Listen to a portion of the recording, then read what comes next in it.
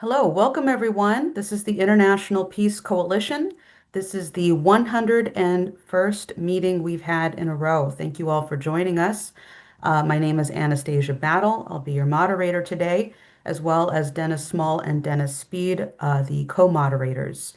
And I like to remind people that the reason why we created this forum is to bring people from all over the world together into one room, no matter what ideology you're from. If you are for true peace and trying to bring that about in your nation or organization, you're welcome here. And quite frankly, there's been a lot of dysfunction amongst the peace movement for many, many years, and on the left and the right, whatever people want to call it. But we want to overstep those differences and find where we can actually accomplish true peace and seeking out truth in the world.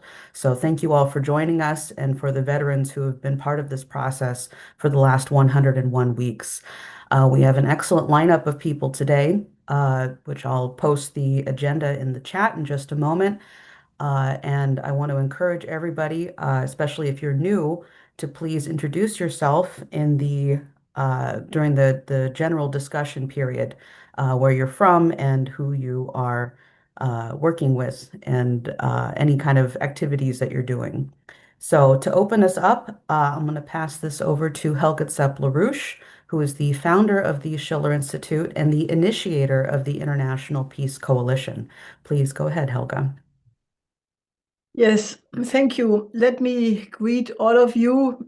Today is obviously a very fateful day. It's the 9th of May, and in Moscow, there are the big celebrations about the victory over National Socialism, in which obviously the Soviet army had a major, decisive role. So there is a huge gathering, 29 heads of state, especially naturally Xi Jinping, Lula da Silva from Brazil, and many other leaders are gathering there. And there was a very, very impressive military parade where all the heroes of the Great Patriotic War were named and honored. And there were many agreements made between President Putin and President Xi, who both emphasized that the partnership and friendship between Russia and China has never been on a higher level than now. And they also signed about 20 different agreements of intensified cooperation. And just to give you a flavor of the spirit, let me read to you a couple of paragraphs of the joint statement they made. They affirmed that the parties will resolutely defend the results of the victory in World War II, suppress attempts to falsify its history, belittle and deny the historical contribution of Russia and China to the victory of World War II, denigrate the liberators, and sharply condemn actions related to the desecration or destruction of memorials of those who died during World War II. Moscow and Beijing will make every effort to counteract the increasing attempts to rehabilitate the misanthropic ideology of Nazism and racial superiority, and will continue to jointly oppose the glorification of Nazis and their accomplices, the rise of neo-Nazism, militaristic revanchism, and practices that contribute to the escalation of various forms of racial discrimination, racism, xenophobia, and related intolerance. The parties declare their firm support for each other in ensuring sovereignty, territorial integrity, security, and stability, preventing any attempts by external forces to impede the normal development of relations between the two states and interfere in their internal affairs, the right to independently choose a path of development, and the preservation of cultural and historic identity and traditional moral values. Now that these warnings are not in vain, one can see by many efforts to completely blend out the reality of what happened in the Second World War and basically rewrite history. Andrei Kortunov, who was until the end of 24 the director of the Russian International Institute of Strategic Affairs, the RIAC, basically emphasized this attempt to rewrite the history by declaring the United States as the main victor and downplaying the role of China and the suffering of the non-European countries in the Second World War. Now, that is not an empty assumption. You can see by the events which took place yesterday in Berlin. Naturally, the Europeans celebrate the 8th of May as the end of World War II. And there, the government had actually made a strict forbidding to show any Soviet or Russian flags. So as a result, you had a lot of Ukrainian flags at the various historical sites and NATO flags. And naturally, the reason given is that supposedly Russia today has conducted a war of aggression against Ukraine. Now, I should note that there is a book out written by Scott Horton, a 900-page volume, which in great detail documents the 30-year preparation by the United States and the British and NATO for what then became the Ukraine war, including naturally the very aggressive eastward extension of NATO. So, so it is very, very terrible. The EU Commission forbid also European leaders to attend the Moscow celebrations. This was ignored by Prime Minister Fico from Slovakia, Serbian Serbian President Vučić, who, however, had an emergency landing in Baku, Azerbaijan, because of drone attacks on the Moscow airport, which prevented 60,000 people from arriving at their flight destination in time. So, the opportunity obviously was completely missed, because if the European leaders would have shown any sense of greatness, they would have joined the Moscow 80-year celebration. They would have invited Russia and Belarus to come to the events in Berlin. On the contrary, they prevented them and put out an order that they should be chased away if they would show up. Unbelievable, absolutely horrible forgottenness of history. And, it is actually a very, very worrisome event, especially because the new head of state in Germany, Friedrich Merz, the new chancellor, who got voted in the second round. So he, in an interview with the second channel German TV, was asked if he still is planning to send the Taurus to Ukraine. And he, in a completely nonchalant way, as if it would be just saying, yeah, I brush my teeth every morning, said, naturally, Zelensky knows that he can rely on me and on Germany, meaning that he is intending to give the Taurus to the Ukrainians. And just to remind people, the German Taurus cruise missile has a range of 500 kilometers, can reach the Kerch bridge, which Merz had already named as a target of the Taurus, and also Moscow. It could even have, been activated while these celebrations were going on, because it is assumed by experts that, given the fact that the geodata of the potential targets in Russia are all known, you don't need US supply of data from GPS or some other space device, because you have already the possibility to program the Taurus for such a target ahead of time.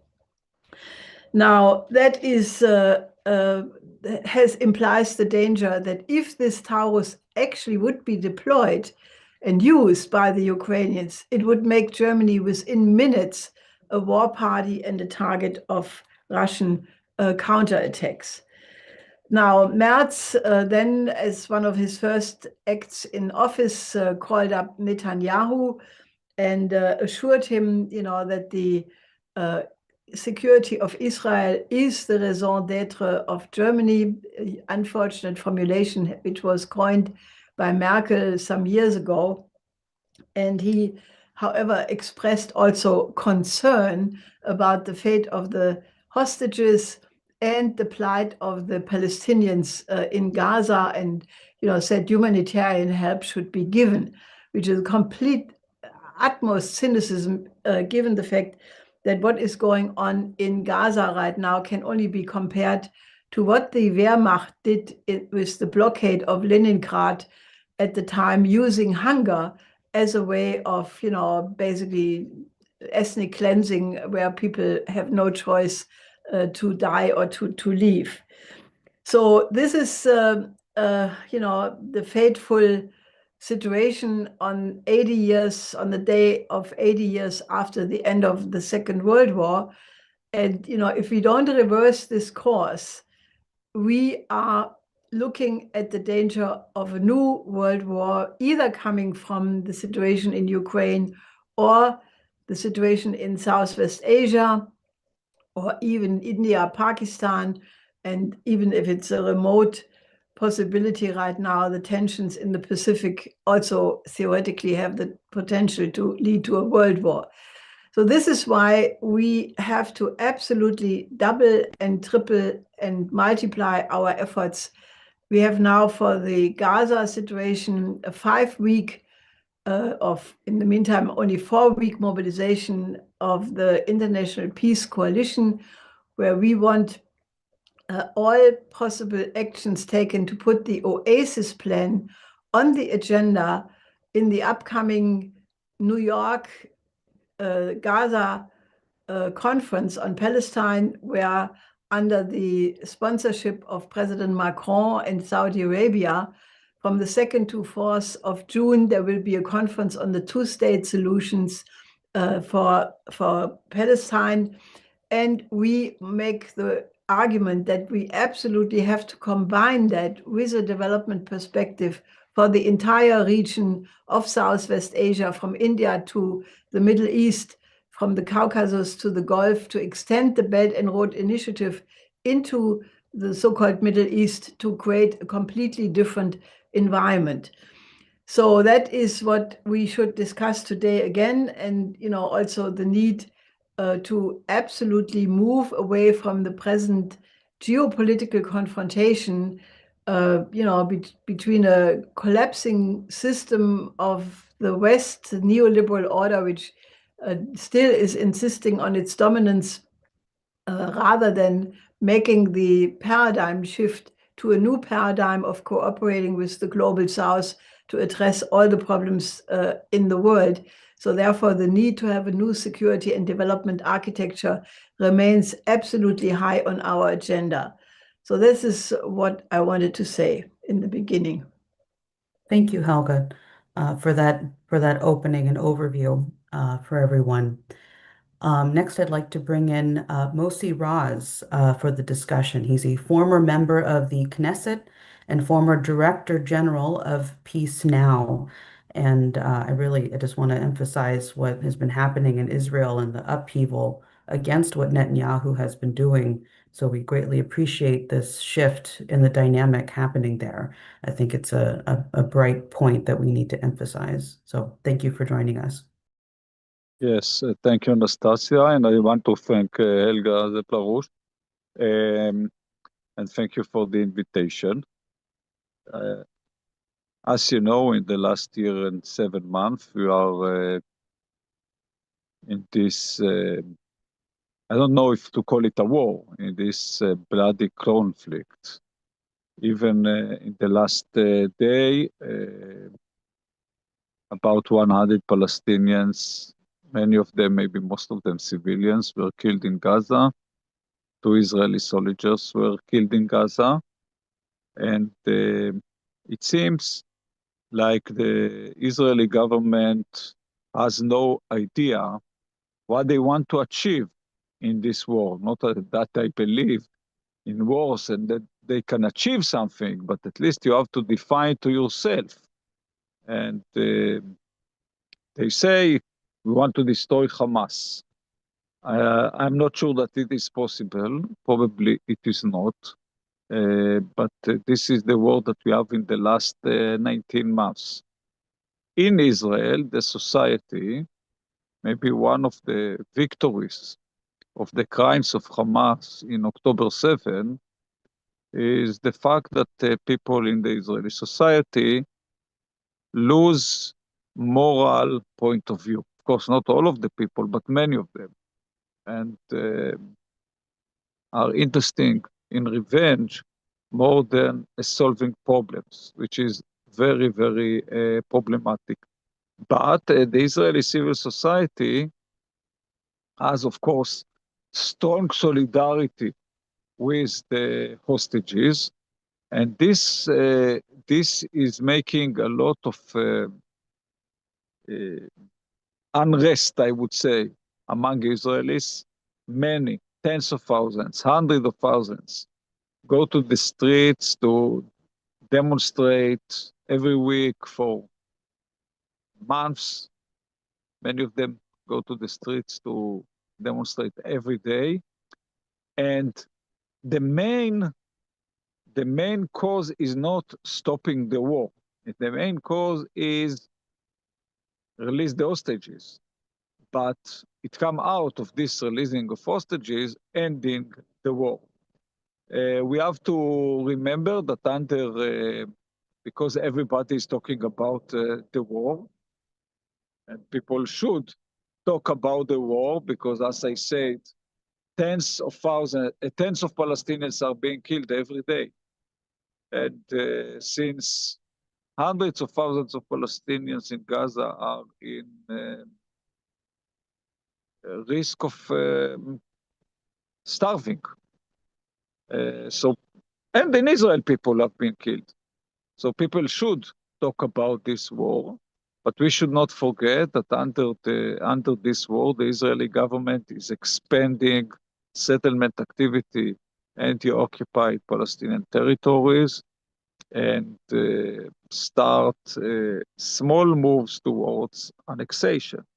I don't know, probably they will never do that officially. I don't know, maybe they will, but small moves that step after step, annexing or changing the real situation on the ground in the occupied Palestinian territories. I'm not talking now about Gaza, I am talking about the West Bank.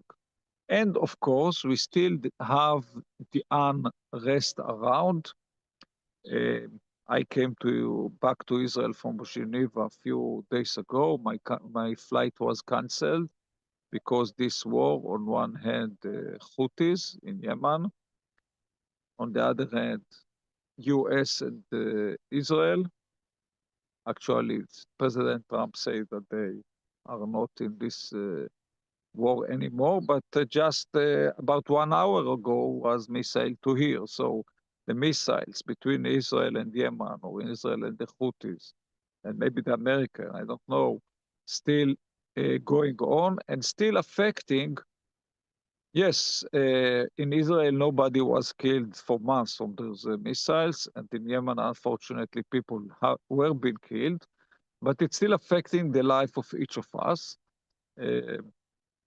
And of course, there is the situation in Syria that Israel actually occupied South Syria, and there are negotiations between Israel and Turkey about Syria.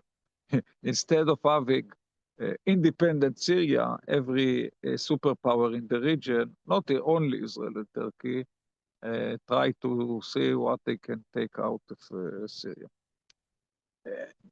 But for the most bleeding conflict, the conflict between Israel and Gaza,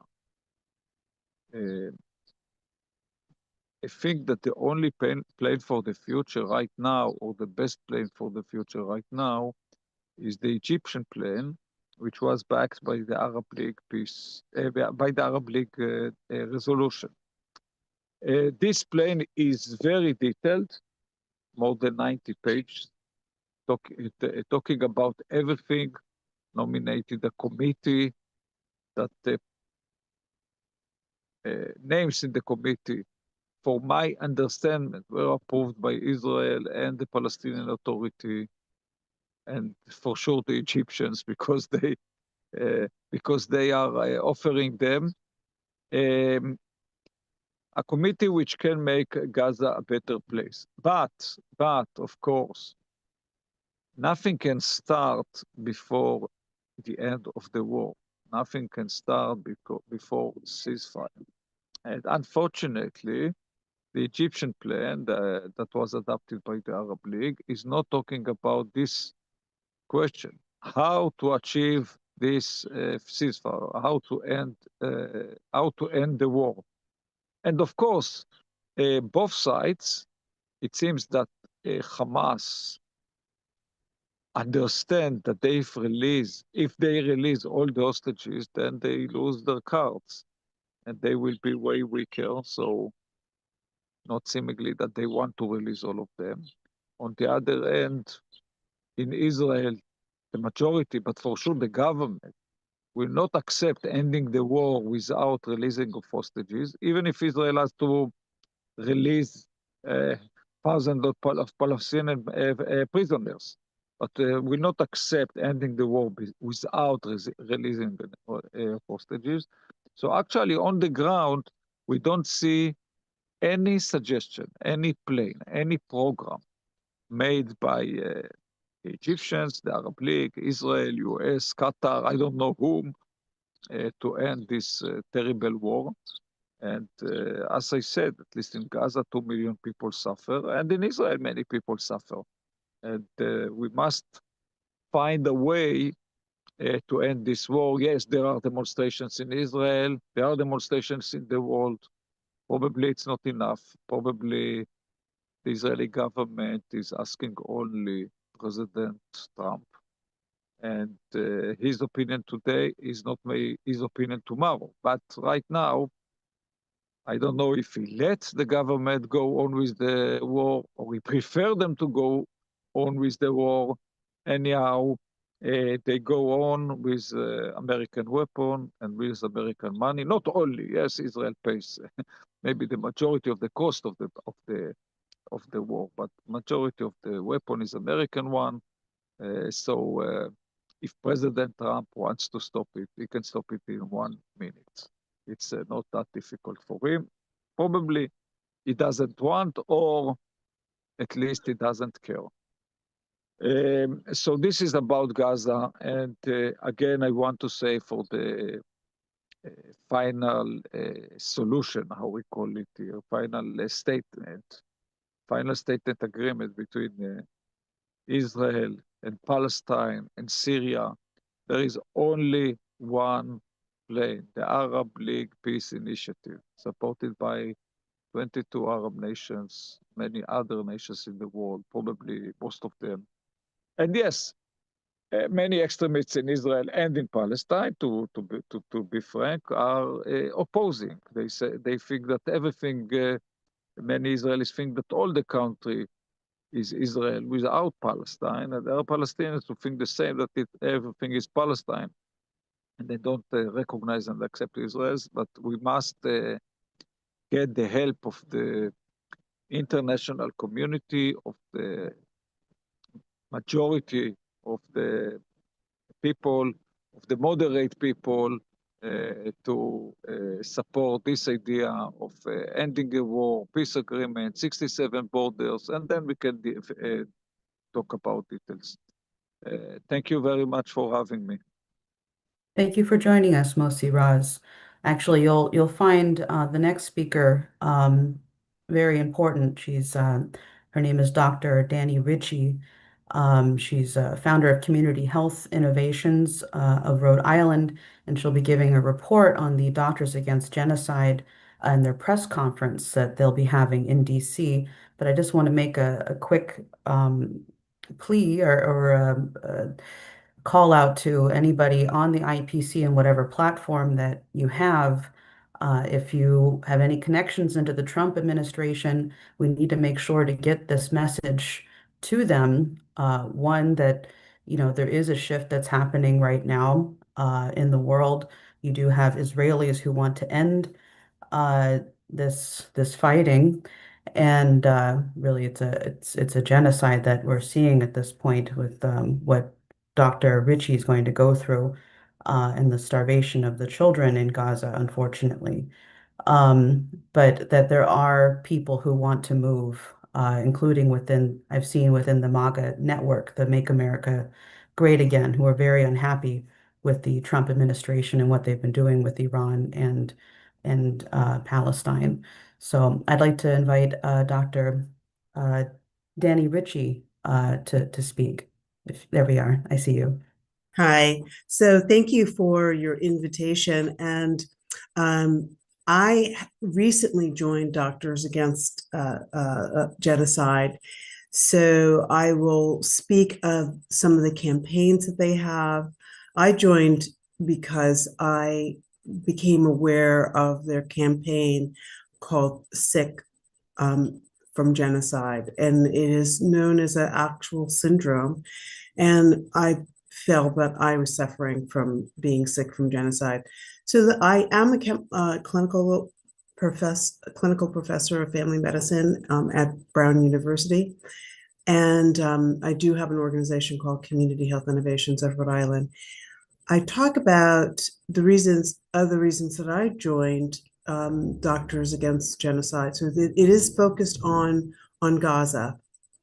And it was started, I think, in 2023 with Palestinian physicians, and it has grown most recently. But I say that I joined partly because, as a physician, and as all physicians should be, we're humanitarians. I say I'm a physician because I'm a humanitarian, and it is our duty to safeguard life and health of communities. And most recently, with, I would say, the slaughter that is happening, the genocide that is happening with Gaza, we can see the escalation, the using of food as a weapon. But there's so many levels of ways that they are perpetrating genocide. There's been over 1,000 healthcare workers that have died. They target the hospitals, and many of us know that they actually target children. I'm at a loss of words is when you say what are they trying to do? They're trying to destroy and kill, ethnically cleanse the region of Palestinians. And we most recently also have started a campaign called Bread, Not Bombs, because with all of the genocides that are happening throughout the world, because of our tax dollars being used, the US tax dollars being used to fund this war, we are directly complicit. We do not, we should be making bread, not bombs, but we also use it to indicate that we should be feeding the children. And as I say, we need to feed and take care of all of the population, because you need the parents to take care of the children too. I also come to this as a peace activist all of my life. I identify as African American with Native American heritage, but my father was a second generation Ukrainian Jew who volunteered for World War II. and he refused to go home even when he was discharged with trench foot and was a interpreter for the Nuremberg trials.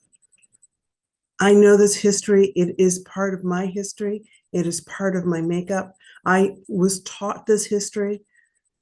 I was shown documentaries when I was very young about what was happening in Nazi Germany. It's seared in my brain, the pictures of the starving people, the starving Jews that were thrown into pits, their naked bodies, emaciated from starvation. And it just, when they say never again, it should be never again for everybody. And so now seeing these pictures of children in Palestine, to know that this is being perpetrated again against another ethnic group by an ethnic group that this happened to, I just can't, it's unfathomable to me. So we need to, we constantly are talking in DC with our representatives to raise this issue, to stop this genocide, to stop this slaughter, to stop this conflict that Israel is perpetrating on Gaza. I think that's, the most that I can say. Bread Not Bombs, please go to Doctors Against Genocide, see our campaigns of Sick from Genocide, because I'm sure most of us are suffering from this also. Thank you very much, Dr. Ritchie, for that. I did include the link in the chat for people to go to sign the petition. I'd like to thank you, and I'm also, I know one of your founders, Dr. Nigel Jabor, who's been on here a number of times. So I thank you for your work and everything that you all are doing. And could you just remind me, when is the press conference that you'll be holding in DC? So we had a press conference yesterday. So in DC, every time, so the next one will be May 21st. So we usually go once a month to the Hill and meet. There's people who are in DC that are visiting the Hill and visiting representatives all the time.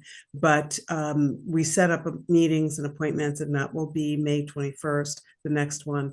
And so there will be a noontime. We usually hold a noontime conference. And last time, you will see on the website our last one from April 30th, where we released the campaign, Bread Not Bombs, Let the Children Eat. Let the children eat. Let them eat. Thank you. Thank you. Yeah, I'll make sure to find that link as well for people to watch that press conference. It'd be useful to get some of the various journalists and whatnot who are on here to look at that. Yes. Yes. I wanted to go to Helga Tsepp-LaRouche to see if you have a response to the discussion thus far. Well, I can only say that, it is as painful it is, and I share Dr. Ritchie's horror about, seeing these pictures every day. But the fact that the German people, of all people, 80 years after the end of World War II, is not more conscious about, that the duty we have as a lesson out of this horror, what happened in the Second World War, in the Nazi period, would be to step forward and do something. And this wrong idea, that the security of Israel is our state raison, which Merkel coined this idiotic formulation, it just is a tragedy, because basically we are also sending weapons to Israel, not only the United States. And I can only say that however, we have to get to a point of a realistic perspective, how to stop it. And I would like to bring in the discussion again what I said in my initial remarks. I mean, how does one think this can be stopped? Okay, it could be stopped by the Israeli people. Obviously, they will have to make sure this is changing, soon.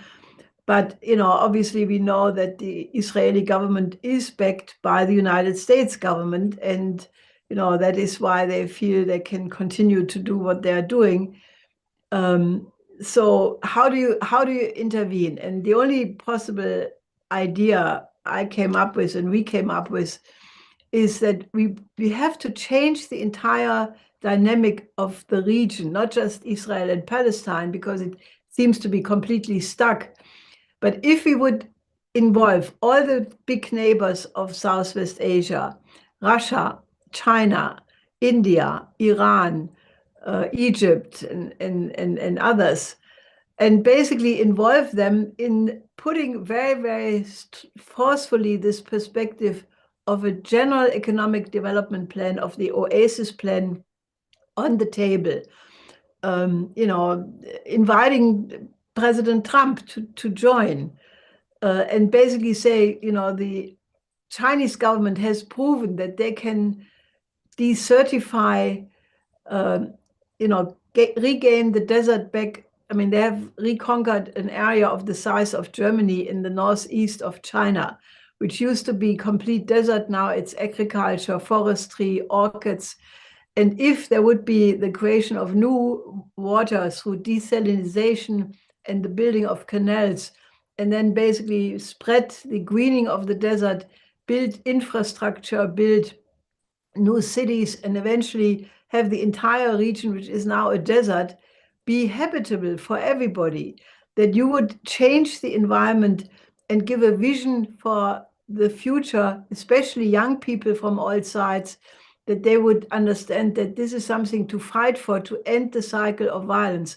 And if then the big powers, the BRICS countries, plus the United States, would step in and say, we add that to the Egyptian plan, and we add that to the two-state discussion beginning of June in the United Nations, you could change the environment. I think that's the only thing I can think of stopping this in the short term and medium term. Thank you, Helga, for that. Actually, I want to see if Mossi Raz or Dr. Ritchie, if either of you have a response to what Helga's put on the table, or your thoughts thus far. I'm not sure that I have a response, because if one has a response, please help us. But I agree with that, what Helga has said. Yes, I think that in a way the Egyptian plan is taking into consideration some of the things that are not that far from the Oasis plan. But I fully agree that we have to integrate other nations, and we have to put things on the table. Don't wait for the Israeli people, because we don't know when are the next elections. They're supposed to be in a year and a half, and nobody knows who is going to win. And if one wins, what's going to happen? I think we should make a lot of pressure on both sides. By the way, but on Hamas too, to agree to agree upon a deal of releasing all hostages and prisoners and ending the war. Non-sides, from my understanding right now, agree to that. And we should make I understand why Hamas don't want it, because they are afraid that this is their end. They are going to lose all their cards. I understand why the Israeli government doesn't like it, in spite of the fact that the majority of the Israelis would support. I really understand, but still we have to go in that way. I do feel that what Merkel said, that of course, raison d'etre of Germany is not to secure not the security of Israel, but one of the goals of Germany is the security of Israel. Okay, that's good, but security of Israel doesn't mean war, doesn't mean killing people. There is no way to secure Israel in wars. The way to secure Israel is through agreements, peace agreements, even temporary, and of course at the beginning ceasefire agreements. So this is, I think that unfortunately is not. I find the world a little bit divided between supporters of Israel and supporters of Palestine. It should not be like that.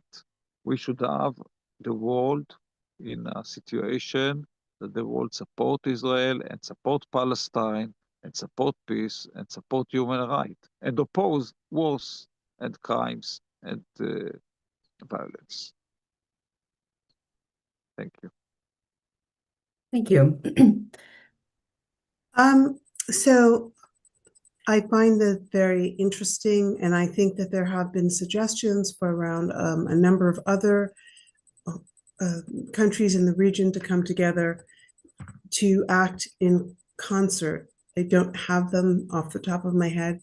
I do know that there were problems with Israel, with the Egyptian plan. I was just looking up an article right now to see that was one that went out on March 18th. So we need to be careful about promoting that as a solution. I think there were certain things that were given away. Again, I don't have that at the top of my head, but if you look it up, I just found an article said the Arab plan for Gaza has two problems, and so there might be some parts of it, but I think that for the most part, it sells Gaza short. I am one of the other things I was going to say about that. In terms of, there was a settlement. There was a two-part settlement after the other ceasefire. There was supposed, in the giving of hostages, they were going to have a total ceasefire and give and the hostages would have been released, but that was nixed. So it's not like Hamas agreed to that. That was supposed to be the plan. And then the US came back and decided with Israel, no. We'll need another temporary ceasefire and some releasing of the hostages. And they said, no, we had an agreement. And they went back on that agreement. So this is Israel's issue around doing ethnic cleansing with the backing of America. Right. No, I think definitely the main issue is going to be moving the United States to stop financing any of this in general, really, any war happening around the world. I actually want to go to President Donald Ramotar. I see that you're on. He's the former president of Guyana, who's a regular on the International Peace Coalition. I wanted to see if you have any thoughts, President Ramotar, if you're available at the moment.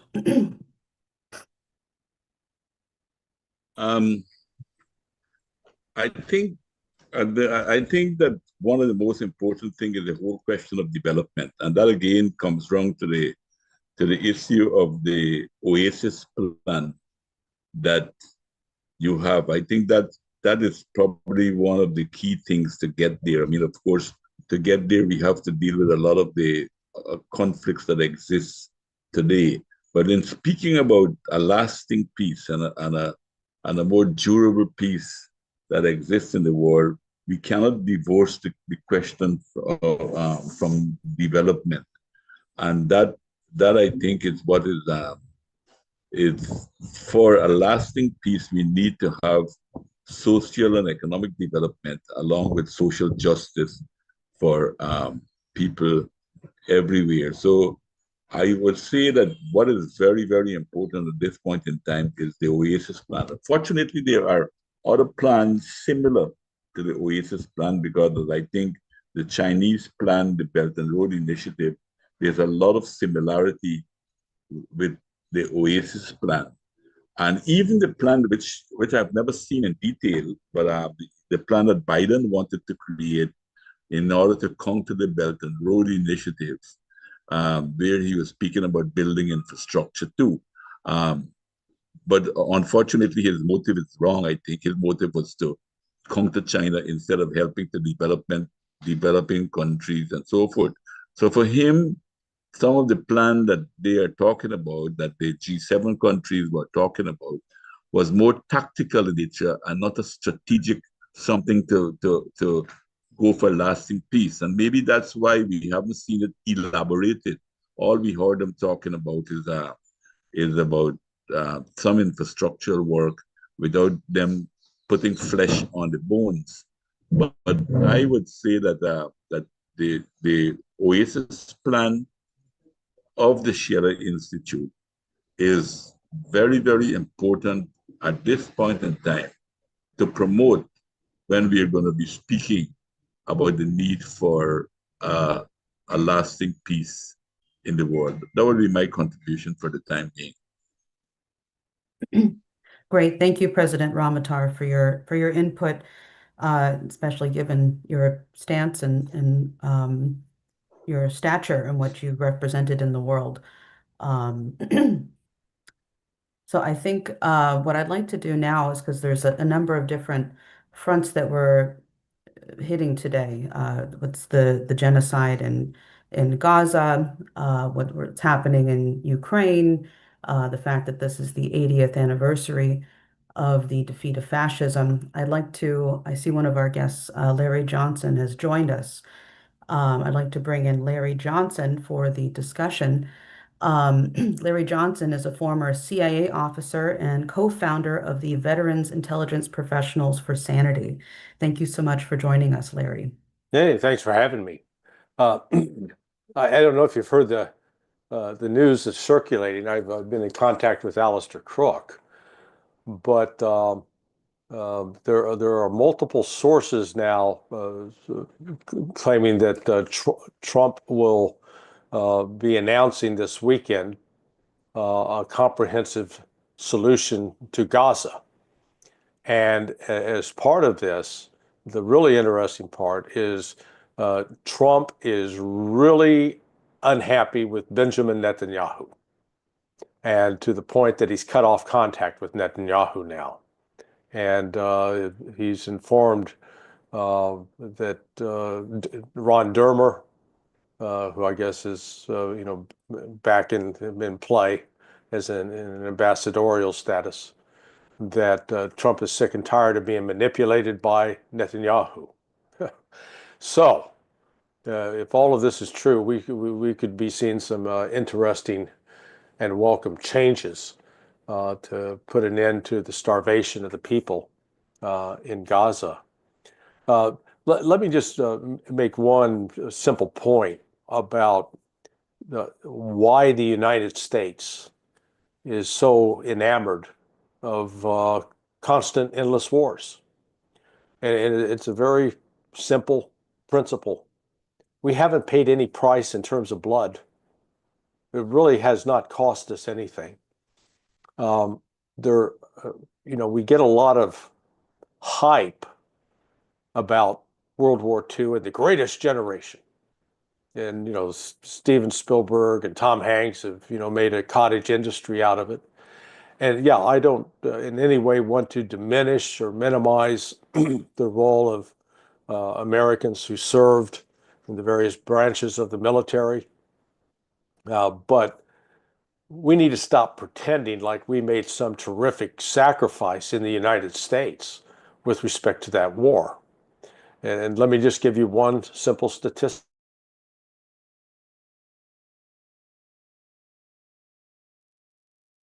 Oh. In that war. Is that just on my end? Larry, could you just go back 5 seconds? It cut out for us here. Just when he said, just let me give one simple statistic, and then we didn't hear what you said. What happened? He's turned off? 1/10 of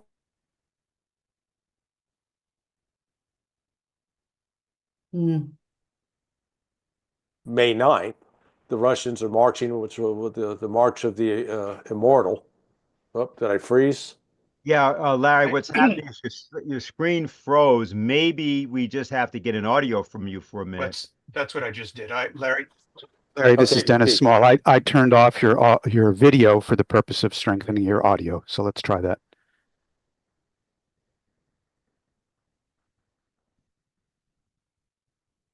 Can you hear me now? Yeah, we can hear you. You'll have to go start from what you said concerning, I'd like to give you a statistic. We didn't hear anything after that. It kept breaking up. Okay. Yeah, the statistic is this. 1 in 5 Russians died in World War II, 20% of the population. In the United States, with respect to the war in Europe, 0.1% died. That's why, we paid no cost. The number of Americans, families that were actually touched by a loved one who died in that war, minuscule.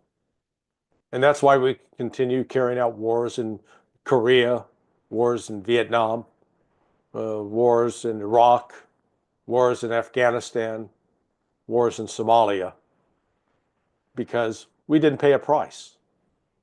And I hate to suggest that that's what we need to do. We need to, it's only, I'm afraid it's only going to be until we have 20, 30 million Americans dead that we're going to suddenly come to the realization that we better find another road other than this road to war.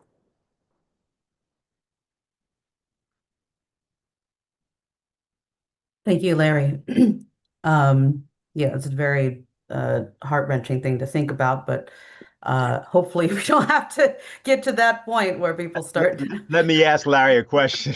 Given that was his punchline. Larry, I think some friends of yours are presently in Moscow, even though there is no American delegation, as there should Right. be.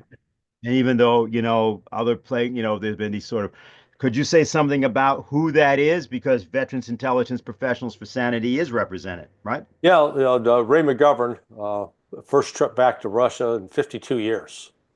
So he's like a proverbial kid in the candy store right now. He has, it's been an eye-opening experience for him. He traveled with Oliver Stone, and he was at the parade earlier today. The parade took place about 7 hours ago, so in Moscow time. So Ray has had a chance to speak with a number of government officials and to address a number of student groups. So he's having a good time. Mm-hmm. And also, I think VIPS put out a memo. I think it was done by Scott Ritter. Yeah, Scott was the principal drafter on it, a proposal for an arms control, getting back to arms control negotiations. I think, while I signed on to it, I think the Russians are going to be very, very cautious about entering in any agreements with us because we're so unreliable. We have our track record is if you make an agreement with us, we will break it. We don't take these things seriously. The Russians, in contrast, take those agreements very seriously. And part of that can be credited to Putin by virtue of his background as a lawyer. But the history of the United States has been, and I heard this directly from Sergei Lavrov when I had my meeting with him 1st of March, that the United States has broken every agreement. It started with the George W. Bush walking away from the anti-ballistic missile treaty agreement, the multiple violations of the Minsk Accord, and then Donald Trump walking away from the Intermediate Nuclear Forces Agreement, the INF agreement, and then watching the West directly intervene with the government of Volodymyr Zelensky in the end of March of 2022, when the Russians had actually signed on to an agreement that the Ukrainians had brought to the table to end the war. And the United States went in and demanded that the Ukrainians throw it away, which they did. So, the Russians aren't stupid. They remember all of this. And by virtue of remembering it all, they're not inclined to give us any benefit of the doubt. Understandably so. Larry, just wanted to check something. You're going to be able to stay on with us, right? Because Yes. Good, very good. So Anastasia, back to you because I think you've got one more speaker at least, I believe, right? Yeah, we've got a couple of more to add for the discussion today. Next, I'd like to go to Dr. Glenn Diesen, who is a professor and author. He's spoken a number of times. It's just there's been a lot of discussion around, what needs to happen with in changing the United States, and I believe that he's hit quite a bit on this in general. He's been a very good person to have on to discuss these kinds of ideas. So, can we pull that video up? Yes, hello. This is Gerald Belsky with the Schiller Institute and the International Peace Coalition.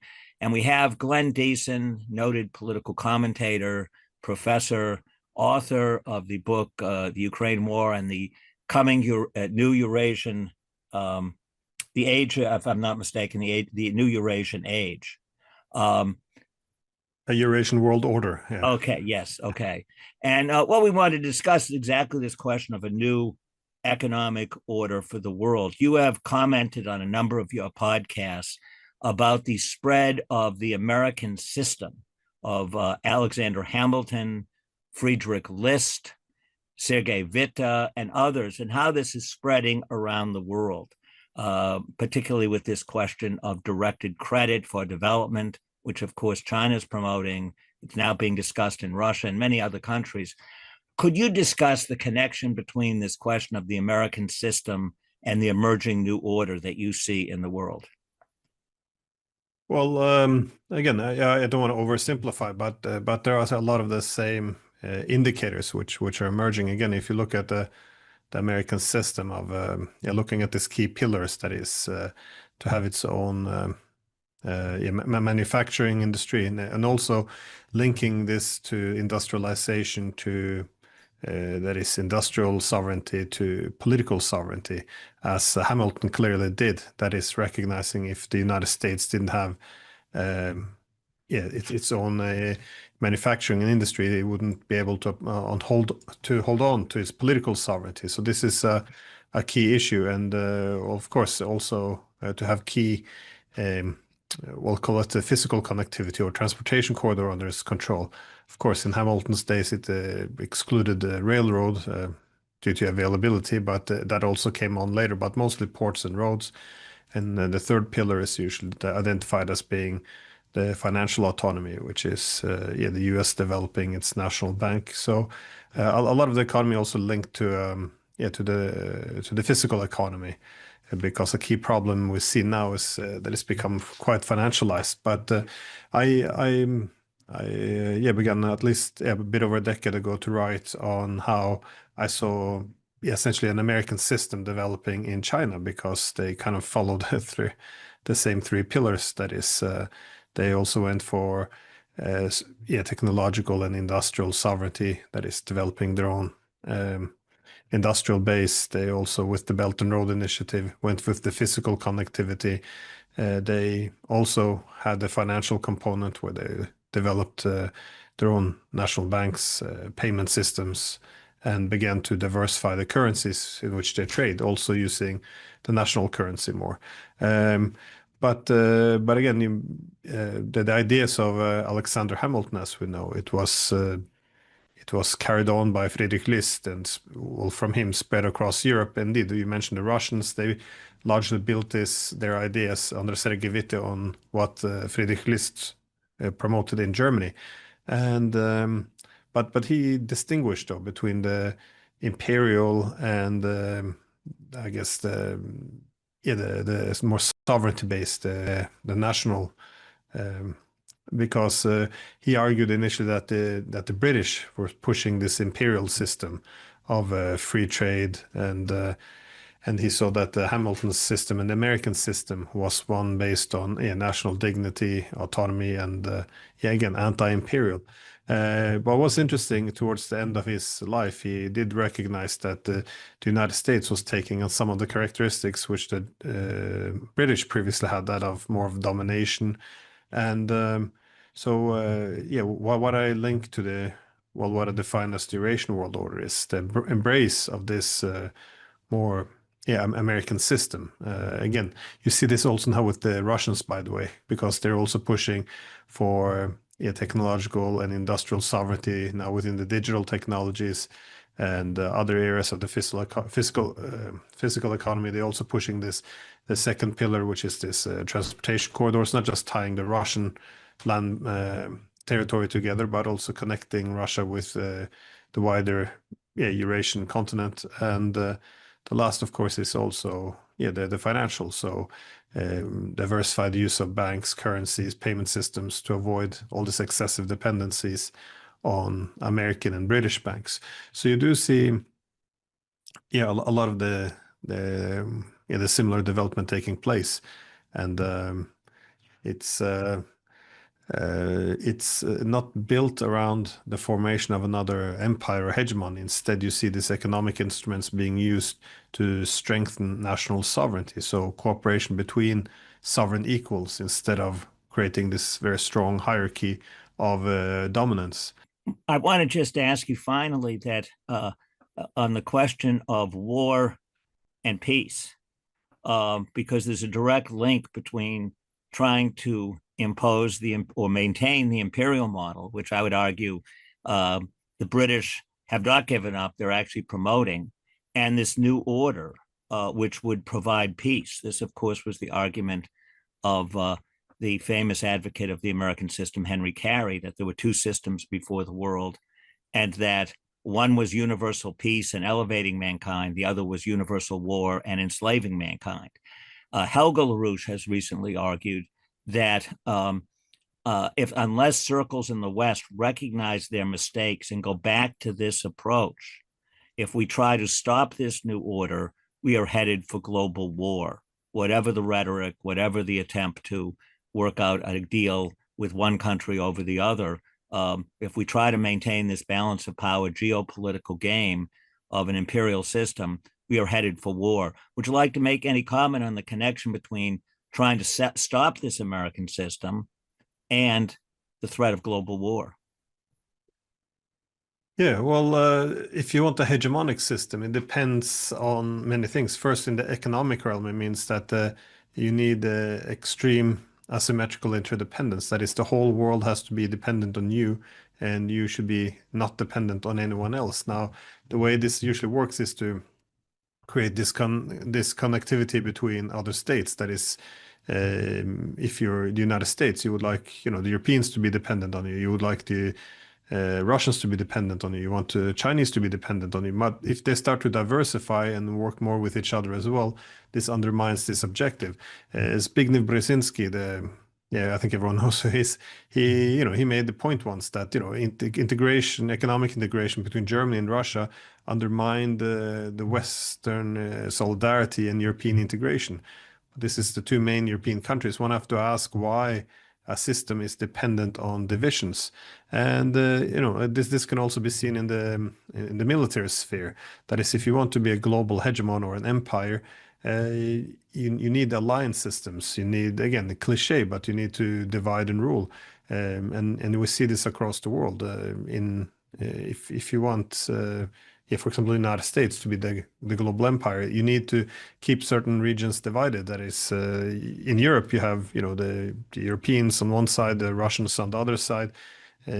Keeping and maintaining some conflicts, if even war, can be a positive thing to the extent that the Europeans become quite obedient. Because with the security dependence, this can be translated into political and economic subservience, and the Russians, they can be weakened and contained as an adversary. So this becomes a key problem for the empires when actually peace breaks out, because then the ally might seek strategic autonomy, which the Europeans were, and the opponent, which doesn't have to be an opponent, but Russia, would then grow in strength. So, and you see the same in Asia. The United States tends to get a bit concerned if there's no problems, but once there's some tensions between the Chinese and Indians, there's usually some optimism in the air because, well, now the Chinese will be more contained, the Indians will have to be a bit more subservient and do as they're told and fall in line in the alliance system. And for me, a good example was what happened in the Middle East, because well, China doesn't do alliance systems because it doesn't have the hegemonic or imperial ambitions. It does the opposite. It doesn't want a divided, split region because then it can't cooperate with both sides. So, for example, the war in Ukraine is not good for China. They would like the Belt and Road Initiative to connect them, and they want to work with both. If you look in the Middle East, they would like to work closer with the Arab states, the Gulf states, but also they want to work closer with Iran. They don't want to work with one alienating the other. So the Chinese actually had systemic incentives to push for improving relations between, on one side, the Saudis and the UAE, and Iran on the other side.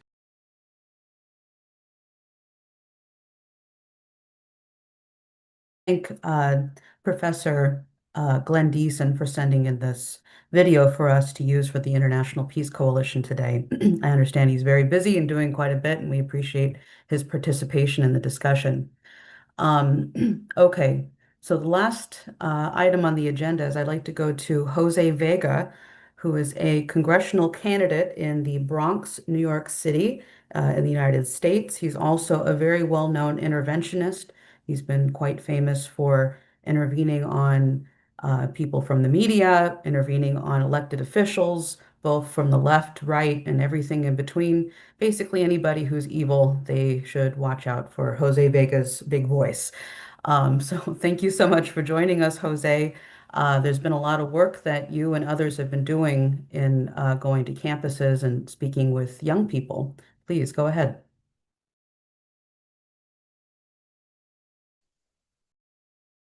Oh, you're muted, my friend. There we go. Hi. Can you There we hear me go. now? Hi. Great. Perfect. All right. First of all, let me just begin by saying Z Dniem Pobedi, which means Happy Victory Day, everybody. Today is May 9th. And first of all, I just wanted to start by referencing and remembering the 27 million deaths of the Soviet Union, 27 million people who gave their lives for freedom and to defeat the Nazis. And I believe the Soviet Union incurred more civilian deaths than they did military deaths. 1.1 million people dead in Stalingrad alone. And so today, of all days, we commemorate the fight against fascism. And one of the ways in which we're continuing this tradition to kill the oligarchy and the fascism that has infected people's minds is we continue to fight in that spirit of nonviolent direct action that was started by people like Mahatma Gandhi and carried forward by Dr. King in the 50s and 60s, post-World War II. How do you continue to fight a battle against evil forces that are trying to control the minds of people to get them to think that all we are people and animals, and that we will be constantly subjugated to war after war? Well, I don't think that. I think that people are inherently good and that mankind is destined for that which is greater than just endless perpetual war. One of the ways we're doing that, of course, is this conference that we're having Memorial Day weekend at the end at May 24th and 25th with an excellent lineup of speakers. And what we've been doing is we've been going to different campuses and different places in the streets of New York City and the greater New York City area, bringing this message to the students. Now, you may have seen the images that my colleagues Robert Castle and Daniel Burke have shown in the last two IPCs. I want to just talk a little bit about, what is it that we're actually doing on the campuses and what we're bringing there. See, 10 years ago, I shared the stage with a civil rights figure named Bernard Lafayette, where we made a commitment there that day, 10 years ago, that we are going to make sure we bring nonviolent, direct, creative action around the world. And that is something that we continue to do every day, whether it's on this international peace call or in the streets of New York City or on the college campuses or in the various different calls or wherever you are speaking in different podcasts or whatever you're sharing with your friends and family, whether it's through social media or the discussions we're having, or if you're going out and confronting politicians. Recently, people may have seen somebody, Jen Koonings, who stood up against Alexandria Ocasio-Cortez. And she called her out for the hypocrisy of saying that the administration, the Biden administration at the time, was working towards a ceasefire. They were working tirelessly for a ceasefire. And it was revealed by drop site news that the Biden administration never put any real pressure on Israeli officials to seek for a ceasefire.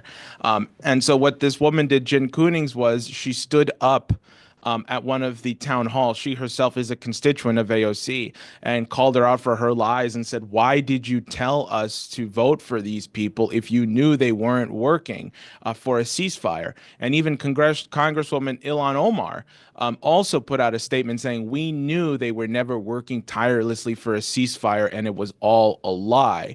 This is good because there is tension increasing in the country, which is a direct result of our influence and stuff that we have been instigating around the country. It's not stuff I'm going to take responsibility for, but I will say that there's a process that's beginning to permeate around the country where more and more people are standing up for the truth and intervening so that voices that need to be heard are heard, and so that reason and truth actually dictate what happens in the room.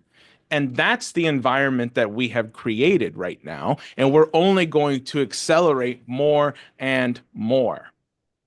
That's what today is about. And that's what every day will continue to be about, to increasing that healthy tension, to make it so that we reveal to the public all the ugliness that has been brewing underneath the surface so we can begin to address and heal and actually chart a path forward, which we have done through the Oasis plan. And that's what we're bringing to the campuses. And so, just in terms of like tangible results, we're having a lot more young people come around my campaign, coalescing around here in New York City. We're having people, we just had a fundraiser the other day where I was surprised at the number of people that decided to show up, not just because they're there to support me, but because they want to work together in bringing the truth everywhere.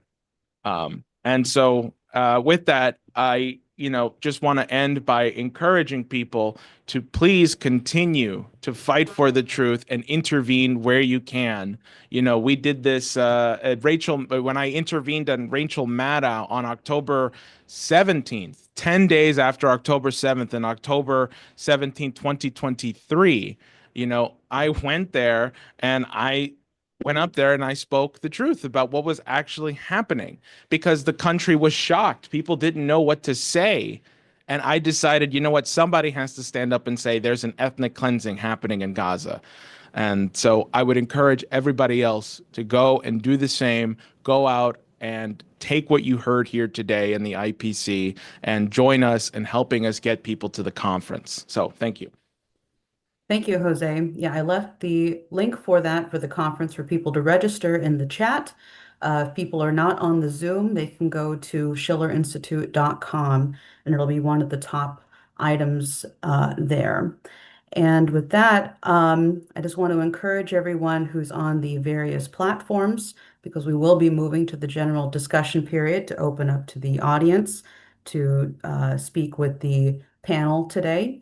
If you're on YouTube, Rumble, Facebook, Twitter, wherever you're at, you can go to schillerinstitute.com, and right on the top of the page is a RSVP registration page, and you will be sent the link, the Zoom link to join. You must be registered to join this.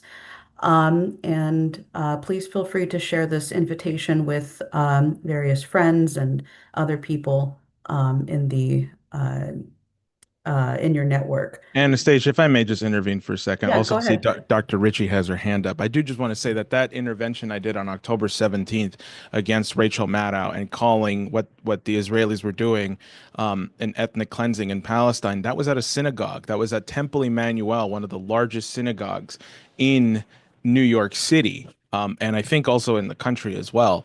A lot of famous people go there to get bar mitzvah or bat mitzvah. And so, you know, it was definitely not an easy thing to do, but the truth has to be told. So yeah. Yeah, actually, if you could please share that link in the chat, that would be great so people can take a look at it. And with that, folks, please register to hop on the Zoom and we'll transition to the discussion period. Anastasia, I think that Dr. Ritchie had something that she wanted to say. She has her hand up. Please go ahead, Dr. Ritchie. I apologize. That's okay. We want to move on. I just wanted to make sure that Doctors Against Genocide are really very pointed when we talk with our representatives, with our congressmen or our senators, because a lot of times they'll come back and say, oh, well, we can't do anything right now. We're not in power in the administration. And we're like, sorry, no, the Biden administration started this and they refused to do anything. So there's a lot of people who are, who have been bringing this up. And it is, I'm not sure what happened with AOC, but who are aware of how Biden, the examples are abundant. That they did nothing. So it's not lost on many of us that's why it was so hard to decide. Like, they're both going to commit genocide. But hopefully we have something new today and we'll see. Thank you. I just wanted to put that out. Didn't know if it would come up in the discussion. Thanks. No, I totally agree with you. This is not a partisan issue. Correct. It is not genocide is not a partisan issue. Stopping the killings and murders that's happening is not a partisan issue. This is an issue if you're going to stand on truth or not and stand on principle. And so actually on this coalition, we have people from the left, the right, from everything in between who are participating in this dialogue because they want to actually end, what you and your organization have been fighting against, unfortunately, for far too long. So, yeah, thank you. So we'll definitely have a number of questions coming in from people. And with that, Dave, just tell me when we have transitioned.